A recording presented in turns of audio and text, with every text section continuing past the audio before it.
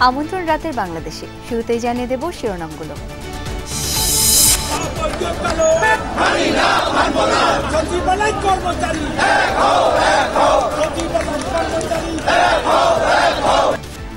সরকারি চাকরি অধ্যাদেশের কয়েকটি ধারা বাতিলের দাবিতে সচিবালয়ে কর্মকর্তা কর্মচারীদের বিক্ষোভ, গেইটে তালা। দাবি না মানলে কাল আবারও আন্দোলনের ঘোষণা। ইচ্ছা করলে একটা মানুষের চাকরি চলে যাবে, এটা তো এইভাবে হতে পারে না। এটা নতুন বাংলাদেশে এই বৈষম্যমুক্ত বাংলাদেশে নজিরবিহীন ঘটনা। আমরা আমাদের আন্দোলন চালিয়ে যাব এবং এই আন্দোলন সাকসেস করে আমরা করে ফিরবো ইনশাআল্লাহ। জাতীয় নিরাপত্তা বিঘ্নিত হয় এমন কোনো কাজে সম্পৃক্ত হবে না সেনাবাহিনী। মব সৃষ্টির চেষ্টা হলে দমনের হুঁশিয়ারি। জাতীয় নিরাপত্তা বিঘ্নিত হয় এমন কোনো বিষয়ে সেনাবাহিনী সম্পৃক্ত হবে না। সেনা প্রধানের দৃঢ় অবস্থানকে স্বাগত জানালেন আমির খসরু। বুধবার ঢাকায় তারুণ্য সমাবেশে 15 লাখ জনসমাগমের আশা বিএনপির। দ্রুত নয়, উপযুক্ত সময়ে সুষ্ঠু ভোট প্রয়োজন বললেন সার্জিস আলম। সচিবালয়ে আন্দোলনের সমালোচনা এনসিপি নেতা হাসনাত আব্দুল্লাহর। আপনারা যদি এই সরকারকে আপনারা হুমকি দেন, ধমকি দেন, আপনারা মনে রাখবেন এই জনগণ আপনাদের বিকল্প খুঁজে নেবে। দ্রুত নির্বাচন হবে, স্বচ্ছ সুষ্ঠু হবে না, তাহলে ওই নির্বাচন অভ্যুত্থান পরবর্তী সময়ে একটি কলঙ্কে পরিণত হবে। 3 দফা দাবিতে কয়েক জেলায় পূর্ণ দিবস কর্মবিরতিতে প্রাথমিকের সহকারী শিক্ষকরা। শিক্ষার্থীরা উপস্থিত হলেও বন্ধ শিক্ষাদান কার্যক্রম। আমাদের ছেলেপেলেরা কিন্তু আগামীতে বৃত্তি পরীক্ষায় অংশগ্রহণ করবে। এখন যদি পড়াশোনাটা ভালো না হয় তারা কিন্তু অনেকটাই পিছিয়ে পড়বে। এছাড়াও রাতের বাংলাদেশে থাকছে, কাল রাতে জাপান সফরে যাচ্ছেন ডক্টর ইউনূস। $1 বিলিয়ন ঋণ ও 7 সমঝোতা স্মারক নিয়ে আলোচনা। পাশে থাকার কথা বললেন রাষ্ট্রদূত।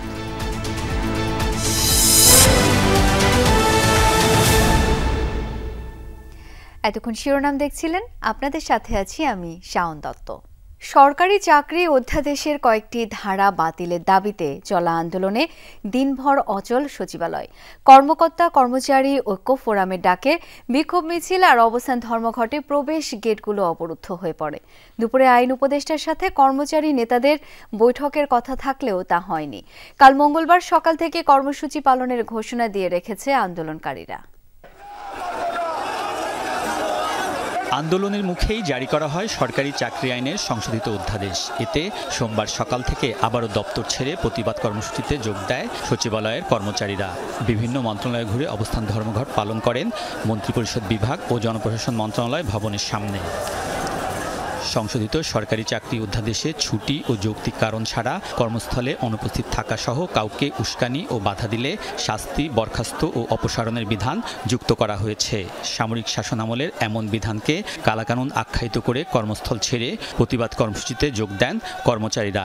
ব্যাখ্যা দেন অধ্যাদেশটি কেন নিপীড়নমূলক এবং এতে তাদের কাজের স্বাধীনতা কতটা ক্ষুণ্ণ হবে। অফিসের সময় যদি আমি কোনো সময় বাইরে কোনো একটা কাজে, জরুরি কাজে যাই, অফিসার যদি মনে করে যে আমার কাছে যতটাই যৌক্তিক হোক তার কাছে যৌক্তিক না, তাইলে তিনি আমাকে এই শাস্তিগুলো আবার দিতে পারে। কারোর সাথে আমাদের হয়তো কাজের কোনো ক্ষেত্রে কোনো মনোমালিন্যতার সৃষ্টি হতে পারে, তখন উনি কি করবেন, আমাদের বিরুদ্ধে যে কাজে বিশৃঙ্খলা সৃষ্টি করতেছি এই অ্যালিগেশন দিয়ে আমাদেরকে চাকরিচ্যুত করবে। অনানুগত্যের বিষয়টা কিন্তু সংজ্ঞায়িত করা নেই। তার মানে এইটার মাধ্যমে আপনি কিন্তু চাইলে যে কোনো বিষয়টাকে আপনি অনানুগত্যর হিসাবে গণ্য করে আমাকে শাস্তি প্রদান করতে পারেন। কোনো কারণবশত আমরা অফিসে নাই আসতে পারি, সেটার কারণে যদি আপনি আমার চাকরিটা খেয়ে ফেলেন, সেটা আমরা কোথায় যাব? ইচ্ছা করলে একটা মানুষের চাকরি চলে যাবে, এটা তো এইভাবে হতে পারে না। কর্মচারীদের প্রতিবাদের মুখে কিছুক্ষণের জন্য বন্ধ করে দেয়া হয় সচিবালয়ে প্রবেশের প্রধান ফটক সহ 3টি গেট। এ সময় কয়েকজন উপদেষ্টার সচিবালয়ে প্রবেশের কথা থাকলেও তারা প্রবেশ করতে পারেননি। অনেকে আটকা পড়েন ভেতরে। প্রায় 30 মিনিট পর ফটক খুলে দেয়া হয়। কর্মচারী নেতারা জানান, দাবি পূরণ না হলে কর্মবিরতি সহ বিদ্যুৎ সংযোগ বিচ্ছিন্ন করতে বাধ্য হবেন তারা। আগামী দিনের জন্য আপনারা প্রস্তুত থাকেন। প্রত্যেকে 3 দিন ছুটি নিয়ে আপনারা সিএল ছুটি নিয়ে বাসায় বসে থাকবেন। বিদ্যুতের সংযোগ দেওয়া আছে না, এটা আমরা বন্ধ করে দিব। রাতের আধারে এই ধরনের কালো অধ্যাদেশ জারি করা, এটা নতুন বাংলাদেশে এই বৈষম্যমুক্ত বাংলাদেশে নজিরবিহীন ঘটনা। বিক্ষোভ সমাবেশের মধ্যে আইন উপদেষ্টার পক্ষ থেকে দাবি নিয়ে আলোচনার কথা ছিল কর্মচারী নেতাদের, তবে অফিস সময়ে তা আর হয়নি। নেতারা বলছেন আন্দোলনে অনড় আছেন তারা।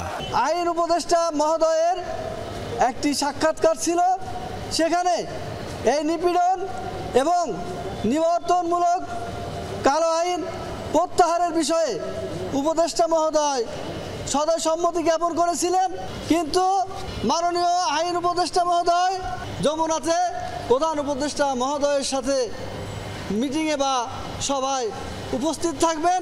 আমরা আমাদের আন্দোলন চালিয়ে যাব এবং এই আন্দোলন সাকসেস করে আমরা ঘরে ফিরবো ইনশাআল্লাহ। কর্মচারী নেতারা জানান, সোমবার সচিবালয় ছাড়াও সারা দেশের বিভিন্ন দপ্তর, অধিদপ্তর ও অফিসে অধ্যাদেশ বাতিলের দাবিতে আন্দোলন হয়েছে।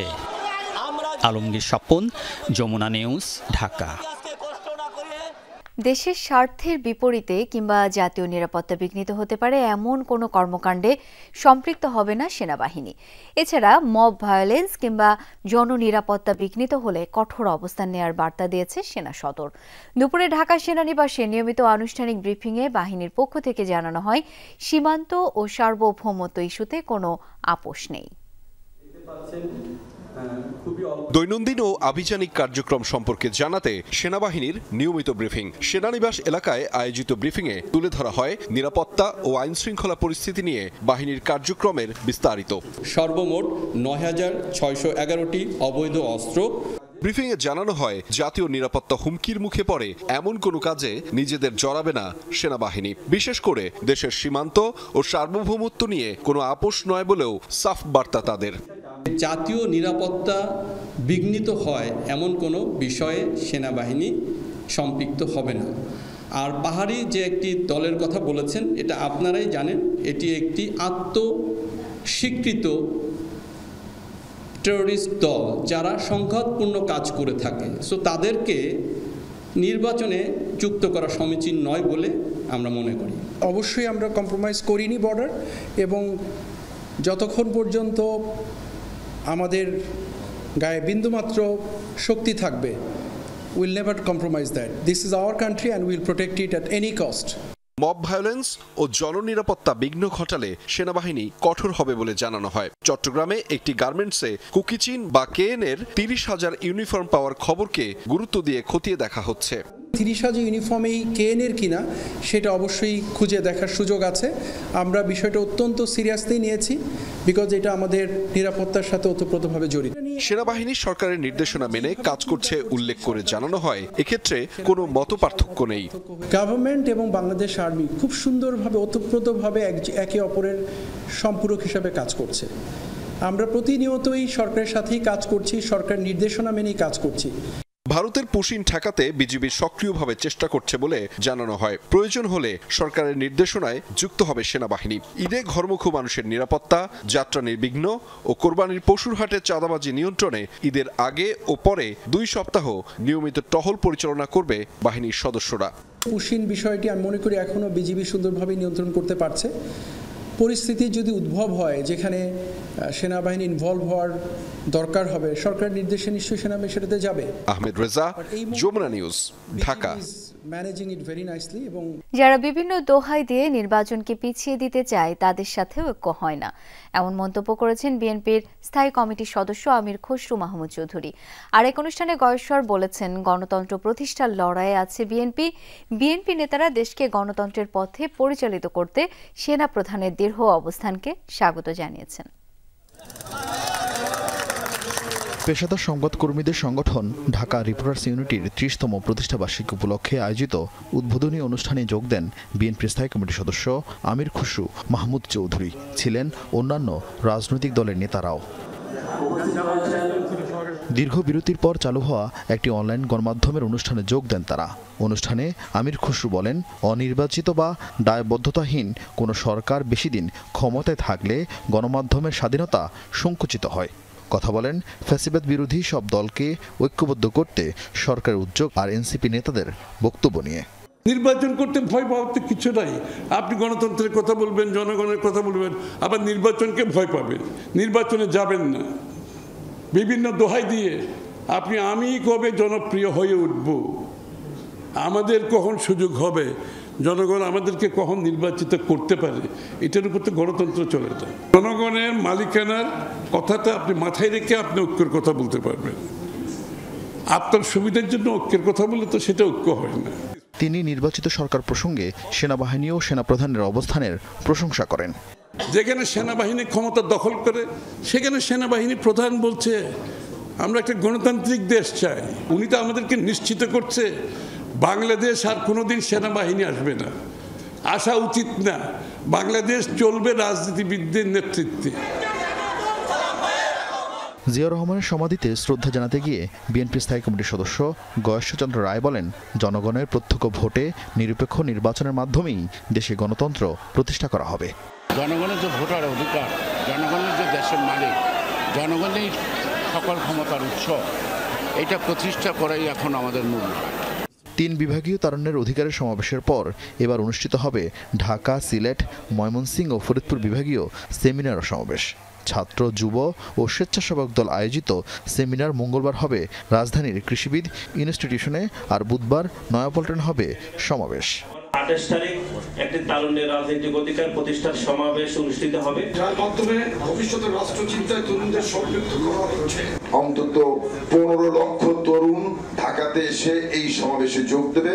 নেতারা জানিয়েছেন, তরুণদের উদ্ভাবনী চিন্তা জানতে আর বিএনপির 31 দফা ছড়িয়ে দিতে সংসদ নির্বাচনের আগে ধারাবাহিকভাবে এমন আরও কর্মসূচি ঘোষণা করবেন তারা।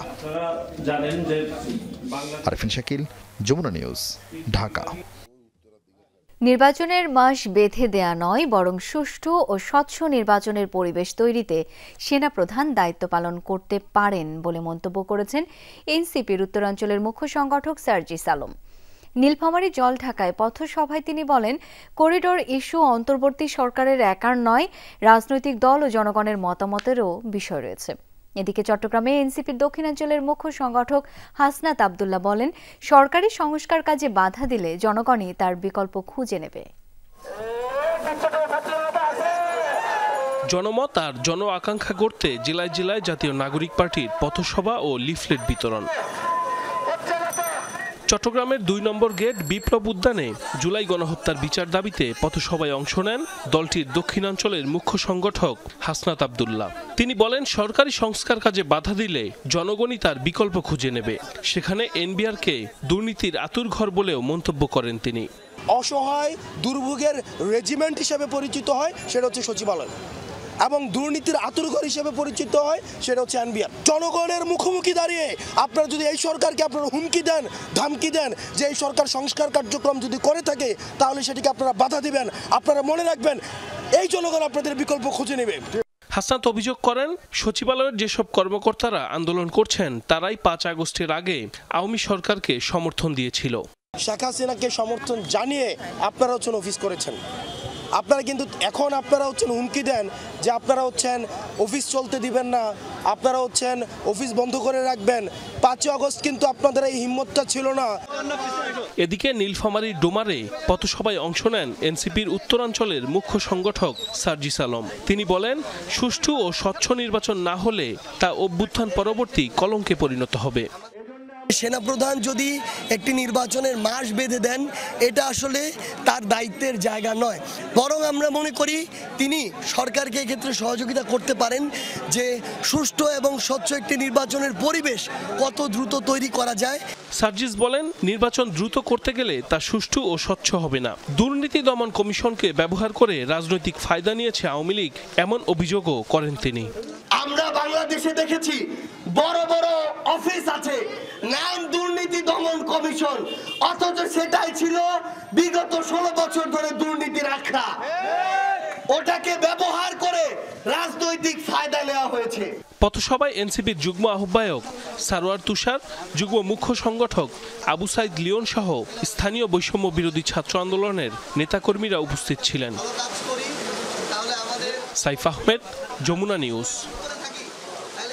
চাকরির শুরুতে 11তম বেতন গ্রেড নির্ধারণ সহ 3 দফা দাবিতে পূর্ণ দিবস কর্মবিরতি কর্মসূচি শুরু করেছেন প্রাথমিক বিদ্যালয়ের সহকারী শিক্ষকরা। লাগাতার কর্মবিরতির প্রথম দিনে স্কুল ভেদে ভিন্ন ভিন্ন চিত্র দেখা গেছে। কোথাও পাঠদান বন্ধ ছিল, কোথাও আবার ক্লাস চলেছে। শিক্ষকদের কর্মবিরতি কর্মসূচিতে উদ্বেগ জানিয়েছেন অভিভাবকরা। 3 দফা দাবি আদায়ে গত 5 মে থেকে বিভিন্ন সময়সীমায় কর্মবিরতি পালন করে আসছিলেন সহকারী শিক্ষকরা। ক্ষুদে শিক্ষার্থীদের কোলাহলে মুখর স্কুল মাঠ, অনেকেই ব্যস্ত খেলাধুলায়, কেউ কেউ আবার ভিড় করেছে ঝালমুড়ির দোকানে। স্কুল খোলা কিন্তু অফুরন্ত অবসর কোমলমতিদের। 3 দফা দাবিতে সরকারি প্রাথমিক বিদ্যালয়ের সহকারী শিক্ষকদের কর্মবিরতির কারণে পাঠদান হয়নি ময়মনসিংহে। শিক্ষার্থীরা স্কুলে উপস্থিত হলেও ক্লাস নেননি শিক্ষকরা। বন্ধুদের সাথে কথা বলছি, আড্ডা দিচ্ছি। আজকে অন্য দিনে থেকে একটু বেশি ফ্রি টাইম পাইছি আমরা। আজকে একটা ক্লাসে আজকে পুরো গল্প করছি বন্ধু বান্ধব সবাই মিলে। রাজশাহী, সিলেট, নেত্রকোনা, রাজবাড়ী, কুড়িগ্রাম, ভোলাসহ অনেক স্থানেই দেখা গেছে ক্লাসে বসে অলস সময় পার করছে শিক্ষার্থীরা। শিক্ষকদের কর্মবিরতির খবর জেনে অনেকে আবার ফিরে যায় বাড়িতে। ক্লাস আমাদের হচ্ছে না, ক্লাস রুটিনও নয়। আজকে থেকে আমাদের পূর্ণ বিরতিতে যাচ্ছি। আসলে আমরা চাচ্ছি যে আমাদের দাবিটা সরকার দ্রুত মেনে নিক। আমরা তো চাই না যে শিক্ষার্থীরা ঘরে ক্লাসে থাকলে আমরা ক্লাস নিব না, কিন্তু বাধ্য হয়েছে। অভিভাবকরা বলছেন এবছর পাঠ্য বই দেরিতে পাওয়ায় এমনিতেই শিশুদের পড়ালেখার ক্ষতি হয়েছে। শিক্ষকদের লাগাতার কর্মসূচি বেশ ভাবাচ্ছে তাদের। বাচ্চারা আসে বসে থেকে খেলে বেরিয়ে চলে যায় বাসায়। আমাদের ছেলেপেলেরা কিন্তু আগামীতে বৃত্তি পরীক্ষা অংশগ্রহণ করবে। এখন যদি পড়াশোনাটা ভালো না হয় তারা কিন্তু অনেকটাই পিছিয়ে পড়বে। বরিশাল, রংপুর, গাইবান্ধা, দিনাজপুর সহ কিছু জেলায় চলেছে পাঠদান। খুলনা, পাবনা, জামালপুর সহ কিছু জেলায় কোথাও পাঠদান বন্ধ ছিল, কোথাও আবার ক্লাস নিয়েছেন সহকারী শিক্ষকরা। তারা বলছেন শিক্ষার্থীরা উপস্থিত হওয়ায় পাঠদান চলেছে। অবিলম্বে 3 দফা দাবি মেনে নেওয়ার আহ্বানও জানান তারা। পাঠদান বন্ধ রেখে আমাদের কর্মবিরতি রাখাটা আমি আসলে সমীচীন মনে করি না। আমরা তো স্কুলে যেহেতু আসছি, সে চিন্তা করলাম যে বাচ্চাদেরকে একটু পড়াই, ওদের তেমন গ্যাপ আছে, একটু পড়াইলাম। পড়াইলে তো ক্ষতি নেই দেশের। চাকরির শুরুতে 11তম বেতন গ্রেড নির্ধারণ, প্রধান শিক্ষক পদে শতভাগ পদোন্নতি সহ 3 দফা দাবিতে গত 5 মে থেকে বিভিন্ন সময়সীমায় কর্মবিরতি পালন করে আসছিলেন শিক্ষকরা। প্রাথমিক সহকারী শিক্ষক সংগঠন ঐক্য পরিষদ সোমবার থেকে লাগাতার কর্মবিরতির ঘোষণা দেয়। জাহিদ হাসান, যমুনা নিউজ। রাজনৈতিক পরিস্থিতি যাই হোক, বাংলাদেশি নতুন বিনিয়োগে আগ্রহী জাপানের ব্যবসায়ীরা। দেশটির এই অবস্থান স্পষ্ট করে রাষ্ট্রদূত সাইদা সিনিচি সরকারের সংস্কার উদ্যোগ কিংবা নির্বাচনকে বাংলাদেশের অভ্যন্তরীণ ইস্যু বলে মন্তব্য করেন। জাপান সফরে ডক্টর ইউনুস $1 বিলিয়ন বাজেট সহায়তা চাইবেন বলে জানিয়েছে পররাষ্ট্র মন্ত্রণালয়। এ সময় 7টি চুক্তি ও সমঝোতা স্মারক সইয়ের ব্যাপারেও আশাবাদী ঢাকা। জাপান স্বাধীনতার পর থেকেই বাংলাদেশের বিশ্বস্ত বন্ধু আর উন্নয়ন অংশীদার। এ পর্যন্ত সবচেয়ে কম সুদে অর্থ ও ঋণ সহায়তা দিয়ে আসছে দেশটি। মঙ্গলবার মধ্যরাতে 4 দিনের সফরে জাপান যাচ্ছেন প্রধান উপদেষ্টা। বৈঠক হবে দেশটির প্রধানমন্ত্রীর সাথে। এ সময় বিডা, ইকোনমিক জোন অথরিটি ও দুদেশের ব্যবসায়ীদের মধ্যে 2টি করে ও জ্বালানি বিভাগের সাথে একটি, মোট 7টি সমঝোতা স্মারক সই হওয়ার কথা। এই বৈঠকে আলোচ্য বিষয়ের মধ্যে থাকবে কৌশলগত বিভিন্ন দ্বিপাক্ষিক ইস্যু, বাণিজ্য বিনিয়োগ বৃদ্ধি, কৃষি, অবকাঠামো, মানব সম্পদ উন্নয়ন ও সহযোগিতা, আর সবচেয়ে ইম্পর্টেন্ট আরেকটা জিনিস যে রোহিঙ্গা রিপ্যাট্রিয়েশনের বিষয়ে জাপানের সহযোগিতা এবং রোহিঙ্গার বিষয়ে জাপানের সহযোগিতা নেয়া। যে এই সফরকালে সর্বমোট 7টি MOU সাইনিং হবে। পাশাপাশি দেশটির কাছ থেকে প্রয়োজনীয় বাজেট সহায়তাও চাইবে বাংলাদেশ। বাজেটারি সাপোর্ট হিসেবে জাপানের কাছ থেকে $1 বিলিয়ন চাচ্ছি। সুতরাং এটি আমাদের জন্য খুবই গুরুত্বপূর্ণ একটি বিষয়। এই বাজেটারি সাপোর্ট প্লাস হচ্ছে জাইকা এবং জেটপ্রোর সাথে স্যারের এই মিটিং অর্থনীতির জন্য খুবই গুরুত্বপূর্ণ। ভারপ্রাপ্ত পররাষ্ট্র সচিব আরও জানান, জাপানের সাথে সরাসরি ফ্লাইট চালু ও জনশক্তি রপ্তানি সহ অমীমাংসিত সব ইস্যুতে আলোচনা করবেন দুদেশের শীর্ষ নেতা। তবে ঢাকা টোকিও সামরিক সহায়তা নিয়ে এখনই বড় কোনো আলোচনা হচ্ছে না বলে জানান জাপানের রাষ্ট্রদূত।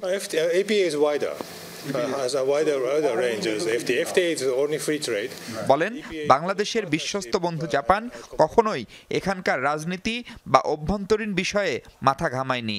আগামীতেও যে কোনো পরিস্থিতিতে ঢাকার পাশে থাকার কথা বলেন রাষ্ট্রদূত।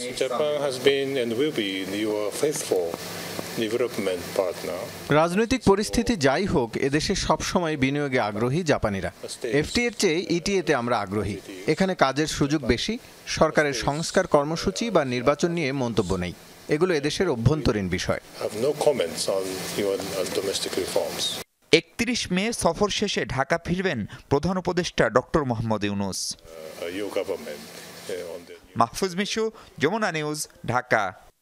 সরকারি বিভিন্ন সেবাকে জনগণের দোরগোড়ায় পৌঁছে দেওয়ার লক্ষ্যে অনলাইনে যাত্রা শুরু করেছে নাগরিক সেবা বাংলাদেশ।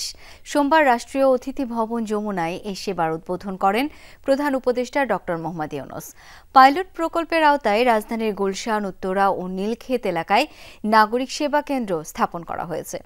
প্রধান উপদেষ্টার কার্যালয়ের উদ্যোগে এবং সরকারের আইসিটি বিভাগের তত্ত্বাবধানে এই সেবা শুরু হয়েছে। নাগরিক সেবা কেন্দ্রগুলোতে প্রশিক্ষণপ্রাপ্ত স্থানীয় উদ্যোক্তারা জাতীয় পরিচয়পত্র, পাসপোর্ট, কর ফাইলিং সহ বিভিন্ন সরকারি ডিজিটাল সেবা প্রদান করবেন। এই সেবার লক্ষ্য হচ্ছে একটি জাতীয় নেটওয়ার্ক গড়ে তোলা, যা নাগরিকদের জন্য কার্যকর এবং সহজলভ্য ডিজিটাল সেবা নিশ্চিত করবে। উদ্বোধনের পর প্রধান উপদেষ্টা বলেন, দালাল চক্রের দৌরাত্ম্য কমাতে ও হয়রানি রোধ সহ ভোগান্তিমুক্ত নাগরিক সেবা নিশ্চিত করতে এই উদ্যোগটি ভূমিকা পালন করবে। বাস্তবে যে পরিমাণ হয়রানি এবং শুধু হয়রানি না, উৎপাত, সেই চ্যালেঞ্জের ভিত্তিতে ফয়েজের সঙ্গে আলাপ করলাম। ফয়েজ খুব উৎসাহ দিল যে এটা পারা যায়। আমরা অন্তত খুব বিনীতভাবে দুই এক জায়গায় করি, দেখা যাক। মূল বিষয়টা হবে যে মেসেজটা আমরা দেবো, আপনি ঘরে বসে নিজের জায়গায় করবেন। আপনার কিছু অসুবিধা হলে ওই কেন্দ্রে আসেন, আর কেন্দ্রে আসে ওই সাহায্য নেন, তবে পরবর্তীতে আপনি নিজেই করতে পারবেন। জুনের প্রথম সপ্তাহে দ্বিতীয় দফায় রাজনৈতিক দলগুলোর সাথে বসতে যাচ্ছে ঐকমত্য কমিশন। জুলাই মাসের মধ্যে জাতীয় সনদ তৈরির কাজ শেষ করতে চায় তারা। কমিশনের সহসভাপতি ডক্টর আলী রিয়াজ জানিয়েছেন, জনগণকে নির্বাচনমুখী করার নির্দেশ দিয়েছেন প্রধান উপদেষ্টা। রাষ্ট্র সংস্কারের লক্ষ্যে গঠিত জাতীয় ঐকমত্য কমিশন শেষ করেছে প্রথম ধাপের সংলাপের বিস্তারিত তুলে ধরতে এই সংবাদ সম্মেলন। কমিশনের সহসভাপতি জানান, বেশিরভাগ সুপারিশে একমত হলেও মৌলিক প্রস্তাবে আছে ভিন্নমত। তত্ত্বাবধায়ক সরকারের প্রধান উপদেষ্টা নিয়োগ, তত্ত্বাবধায়ক সরকারের মেয়াদ, জাতীয় সাংবিধানিক কাউন্সিল বা এনসিসি গঠন, একই ব্যক্তি প্রধানমন্ত্রী হিসেবে কতবার নির্বাচিত হতে পারবেন, সংবিধান সংশোধন প্রক্রিয়া কী হবে, এই ধরনের মৌলিক কাঠামোগত গুরুত্বপূর্ণ বিষয়গুলো অমীমাংসিত থেকে গেছে। মতানৈক্য হওয়া সুপারিশগুলো নিয়ে জুনের প্রথম সপ্তাহে আবারও রাজনৈতিক দলগুলোর সাথে বসতে যাচ্ছে কমিশন। সংবিধান সংশোধন নাকি পুনর্লিখন, বাস্তবায়ন প্রক্রিয়া কি হবে, রাষ্ট্রের ভবিষ্যৎ মাথায় রেখে এসব সিদ্ধান্ত নেবে রাজনৈতিক দলগুলো, আশা আলী রিয়াজের।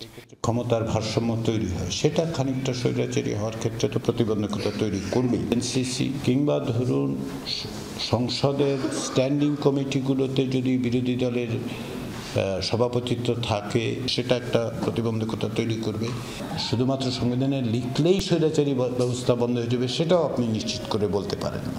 সংখ্যা বিবেচনায় নয়, জনগণের প্রতিনিধিত্ব বিবেচনায় জাতীয় সনদ হবে বলছেন তিনি। তার মতে এই সনদ বাস্তবায়নের পথ বের করতে হবে রাজনৈতিক দলগুলোকেই। নির্বাচন এবং সংস্কারের মধ্যে কোনো বিরোধ নেই, এটা বিরোধটা আসলে এক ধরনের কল্পিত বিরোধ তৈরি করার চেষ্টা করা হচ্ছে। রাজনৈতিক কাঠামোটা এমনভাবে হয় যার মধ্যে স্বৈরাচারী ব্যবস্থা পুনরায় উত্থিত হতে না পারে এবং নাগরিকের অধিকারগুলো যেন সুরক্ষিত থাকে। এটা দীর্ঘমেয়াদের চিন্তা, আজকের চিন্তা না। জুলাই মাসের মধ্যে জাতীয় সনদ তৈরির কাজ শেষ করতে চায় ঐকমত্য কমিশন। সুনির্দিষ্টভাবে যেগুলো নির্বাচনকে সেগুলো সরকার দেখছেন। লাভলি বিথি, যমুনা নিউজ, ঢাকা। শেখ হাসিনাকে ট্রাইব্যুনালে হাজির হতে আন্তর্জাতিক অপরাধ ট্রাইব্যুনাল নোটিশ জারি করে পত্রিকায় বিজ্ঞপ্তি দিয়েছে। আগামী 3 জুন সকাল 10টায় ট্রাইব্যুনালে হাজির হতে বলা হয়েছে। সোমবার 2টি জাতীয় দৈনিকে এই বিজ্ঞপ্তি প্রকাশ করা হয়। নির্ধারিত সময়ে আদালতে হাজির না হলে 1 বছরের সাজা, অর্থদণ্ড হতে পারে সাবেক প্রধানমন্ত্রীর। গত বছরের ৫ আগস্ট ছাত্র জনতার অভ্যুত্থানে পালিয়ে যাওয়ার পর আর জনসম্মুখে দেখা যায়নি সাবেক প্রধানমন্ত্রী শেখ হাসিনাকে। তবে সামাজিক মাধ্যমে তার কয়েকটি অডিও বক্তব্য ছড়িয়ে পড়ে। তেমনি একটি রেকর্ড ছিল ২২৭ জনকে হত্যার লাইসেন্স সংক্রান্ত মন্তব্য। এই মন্তব্যের জেরে আদালত অবমাননার অভিযোগে ২৫ মে ট্রাইব্যুনালে হাজির হওয়ার নির্দেশ দেওয়া হলেও তা মানেননি শেখ হাসিনা। ফলে ট্রাইব্যুনাল ৭ দিনের সময় দিয়ে দুটি জাতীয় দৈনিকে হাজির হওয়া সংক্রান্ত বিজ্ঞপ্তি প্রকাশ করল। আন্তর্জাতিক অপরাধ ট্রাইব্যুনালের প্রসিকিউটর গাজী এমএচ তামিম বলেন, সময় মতো আদালতে হাজির না হলে শেখ হাসিনা সহ ২ জনের হতে পারে জেল ও জরিমানা। যদি কোনো ব্যক্তি ট্রাইব্যুনালের কোনো প্রসেসকে বাধাগ্রস্ত করে, কোনো সাক্ষী বা এই মামলার কোনো ভিকটিমকে ভীতি প্রদান করে বা ট্রাইব্যুনালের কোনো আদেশ অমান্য করে, তাহলে ট্রাইব্যুনালের আইনের ১১(৪) ধারা মোতাবেক সেই সকল ব্যক্তিকে ১ বছরের সাজা, অর্থদণ্ড প্রদান করার বিধান এই আইনে রয়েছে। বলেন, রোববার আদালতে জবাব দেওয়ার কথা থাকলেও তা দেননি শেখ হাসিনা, তাই আবারও তাদের সুযোগ দেওয়া হয়েছে। ২২৭ জনকে হত্যার হুমকি, মামলার তদন্তকারী কর্মকর্তাকে হুমকি, যারা মামলা করছে তাদের বাড়িঘর পুড়িয়ে দেয়া, এ জাতীয় কথাবার্তাও উনি বলেন। সেই সকল বিষয়ে প্রসিকিউশনের পক্ষ থেকে আন্তর্জাতিক অপরাধ ট্রাইব্যুনালে একটি আদালত অবমাননার অভিযোগের আবেদন করা হয়। এছাড়া জুলাই গণহত্যার শেখ হাসিনার বিরুদ্ধে হওয়া মানবতা বিরোধী অপরাধের তদন্তের চূড়ান্ত প্রতিবেদন ঈদের আগেই ট্রাইব্যুনালে দাখিল করা হবে বলেও জানান এই প্রসিকিউটর। আমাদের তদন্ত সংস্থা দিন রাত কাজ করছে। মানিউল মারুফ, যমুনা নিউজ, ঢাকা। শেরপুরে পরিবেশ উপদেষ্টা সৈয়দা রিজওয়ানা হাসানের অনুষ্ঠানে সংবাদ সংগ্রহে যাওয়া সাংবাদিকদের উপর হামলা হয়েছে। এতে আহত ৪ গণমাধ্যম কর্মী। নালিতাবাড়ী উপজেলার দাউধারা কাটাবাড়ি এলাকায় বনের ভেতর প্রস্তাবিত পর্যটন কেন্দ্র এবং হাতির আক্রমণ ঠেকাতে করণীয় ঠিক করতে সরেজমিন পরিদর্শনে যান উপদেষ্টা। নালিতাবাড়ী প্রেস ক্লাবের সভাপতি জানান, এ সময় সাংবাদিকরা বন থেকে বালু, পাথর লুট ও বনের ভেতর বিদ্যুৎ সংযোগ বিষয়ে উপদেষ্টাকে প্রশ্ন করায় ক্ষিপ্ত হয়ে ওঠেন স্থানীয়রা। পরিদর্শন কার্যক্রম শেষ হলে এলাকাবাসী উপদেষ্টার গাড়িবহরের পাশে দাঁড়িয়ে বন বিভাগের বিরুদ্ধে বিক্ষোভ শুরু করে। পরে হামলা চালানো হয় গাড়িবহরের পেছনে থাকা সাংবাদিকদের উপর। আহত ৪ সাংবাদিককে প্রাথমিক চিকিৎসা দেওয়া হয়েছে। আমরা কি করলে হাতি আর লোকালয়ে আসবে না সেটা আমাদেরকে চিন্তা করতে হবে। আমি দায়িত্ব নেওয়ার পরে 2 সপ্তাহে 12টি হাতি মারা গেছে। এটা কোনো স্বাভাবিক ঘটনা না। তার মানে এই সমস্যাটা বহুদিন যাবত অবহেলিত হতে হতে একদম চরমে পৌঁছে গেছে, যার ফলটা এখন আমরা দেখছি। রাজধানীর তুরাগের রায়দা বাস ডিপোর মালিক আনোয়ার হোসেন শিকদারকে হত্যার পর মাটি চাপা দিয়ে মরদেহ গুম করা হয়েছিল বলে জানিয়েছে ঢাকা মেট্রোপলিটন পুলিশ। সোমবার ডিএমপি মিডিয়া সেন্টারে এক সংবাদ ব্রিফিংয়ে উত্তরা বিভাগের উপ পুলিশ কমিশনার জানান, রোববার আশুলিয়া ও দিয়াবাড়ি এলাকায় অভিযান চালিয়ে 3 জনকে গ্রেপ্তার করা হয়। তাদের কাছ থেকে কিলিং মিশনের বিস্তারিত জানা গেছে। রায়দা বাসের যে ডিপো, সেখানে তিনি হত্যা হয়েছে এবং তার এই হত্যাকাণ্ডে জড়িত ছিল সেখানকারই যে রায়দা বাসের ড্রাইভার, হেল্পার এবং ওখানকার যারা নাইট গার্ড ছিল। 3 জন আসামি আমরা গ্রেপ্তার করেছি। তারা প্রত্যেকেই আমাদের কাছে স্বীকার করেছে এবং বিজ্ঞ আদালতে আমাদের তাদেরকে পাঠিয়ে দিয়েছি। সিআরপিসি 164 ধারায় স্বীকারোক্তিমূলক জবানবন্দি প্রদান করবে। 3 মাস ধরে বেতন পান না এমন অভিযোগে হঠাৎ করেই সেবা বন্ধ। তাতেই দুর্ভোগে কয়েকশো কিডনি রোগী। জাতীয় কিডনি ইনস্টিটিউটে ডায়ালাইসিস সেবাদাতা প্রতিষ্ঠান স্যান্ডোরের কর্মীরা সোমবার কর্মবিরতি পালন করেছে। প্রশাসনের আশ্বাসে বিকেলে সেবা চালু করলেও ইতিবাচক সাড়া না মিললে মঙ্গলবার ফের সেবা বন্ধের হুঁশিয়ারি তাদের। 3 বছর ধরে নিয়ম করে কিডনি রোগে আক্রান্ত স্ত্রীকে ডায়ালাইসিস করান মোহাম্মদপুরের জসিমউদ্দিন। ডায়ালাইসিস করাতে দেরি হলেই জটিলতা তৈরি হয় রোগীর শরীরে। সোমবার দুপুরে হঠাৎ করে এই সেবা বন্ধ হলে বিড়ম্বনায় পড়েন তিনি। আসার পর অনেকে বলতেছে যে শিডিউল হবে না, আপনার এই আজকে ডায়ালিসিস হবে না। তো ডায়ালিসিস হবে না হলে তো একটা রোগী নিয়ে কোথায় যাব? তো ওনারা বলতেছে ওনাদের এই 3 মাসের বেতন বাকি আছে। রাজধানীর জাতীয় কিডনি ইনস্টিটিউটে ডায়ালাইসিস সেবাদাতা প্রতিষ্ঠান স্যান্ডোরের কর্মীরা কর্মবিরতিতে গেলে ভোগান্তি দেখা দেয়। সময় মতো ডায়ালাইসিস না পেয়ে যন্ত্রণায় ছটফট করতে থাকেন ভর্তি থাকা রোগীরা। শিডিউল বন্ধ করে দিচ্ছে, এটা তো স্যার সরকারি গরিব মানুষের জন্যই, তা আমরা শিডিউল পাই না, ঘোরা লাগে, এটা শিডিউল হলে ভালো হতো।